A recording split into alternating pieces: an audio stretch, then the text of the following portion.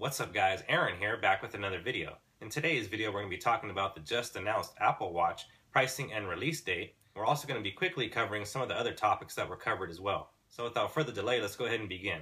So the first product that Tim Cook talked about was the Apple TV. He announced that HBO Now is an Apple TV exclusive streaming service that'll launch in early April for $14.99 a month.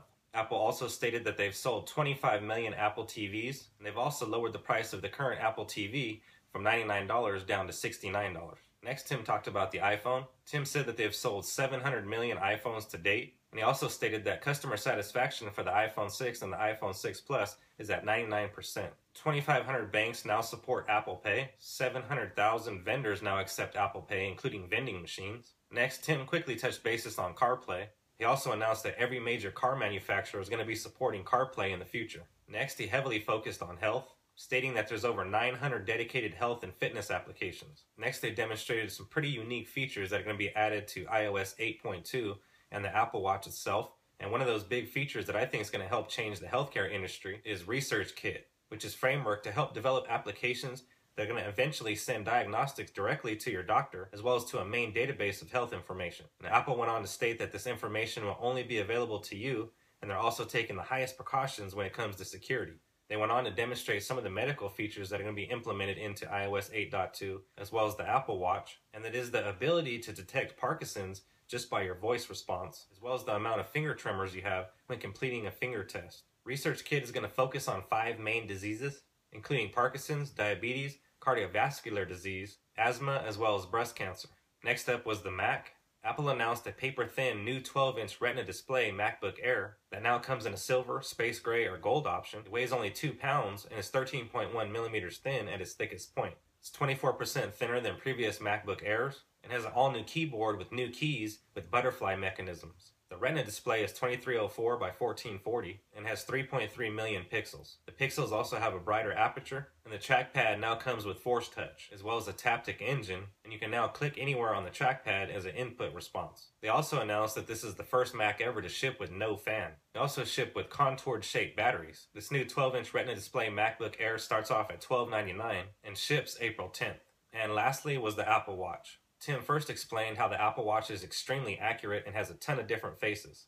He also stated the usefulness of glances. You can read full emails and respond to them directly on the watch, and also make and receive phone calls. Digital Touch allows you to send sketches. You'll be able to get sports scores, social media updates, as well as world news updates. Now in terms of Apple Pay, the Apple Watch does come with NFC and Apple Pay built in. To use it, you're going to double tap the side button and hold it against the payment beacon. There's going to be over 1,000 Apple Watch applications at launch, and some of those being Instagram as well as Shazam. A huge feature on the Apple Watch is Siri, which is going to allow you to send and receive text messages using dictation. You can access smart home features with live feeds. You're going to use your iPhone to download applications for your Apple Watch, and there is a specific section in the App Store for Apple Watch apps. iOS 8.2 is available today for your iPhone and iOS device, which is mandatory to run the Apple Watch. Tim also stated that the Apple Watch does charge via inductive charging and has an 18-hour battery life. Next, Tim confirmed that there is both a 38 and 42 millimeter display option, with the Apple Watch Sport starting off at $350 for the 38 millimeter and jumping up $50 for the 42 millimeter. Next was the Apple Watch, and the entry-level price tag for the Apple Watch is starting out at $549, ranging all the way up to $1,049. You can add $50 to that if you want the 42 millimeter display. And lastly was the Apple Watch Edition. Apple stated that the Apple Watch Edition does also come in 42 and 38 millimeter display sizes. It will come in 18 karat gold and 18 karat rose gold. Now the entry-level price tag for the Apple Watch Edition is $10,000.